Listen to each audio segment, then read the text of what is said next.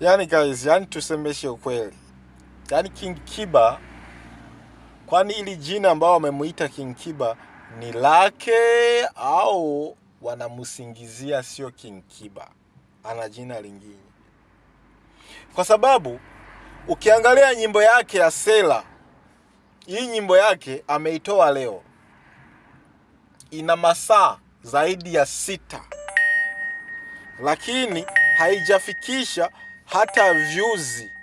Sijui kama unanielewa, haijafikisha hata views hata 100,000, haijafika.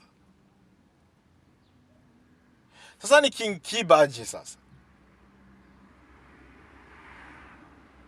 Si bora hilo jina mpatie kina Diamond? Mpatie kina Diamond, yule ndo kingi. Kila siku nawaambiza ukweli. Angalia hapa kwenye screen, huu ni King Kiba au maneno tu?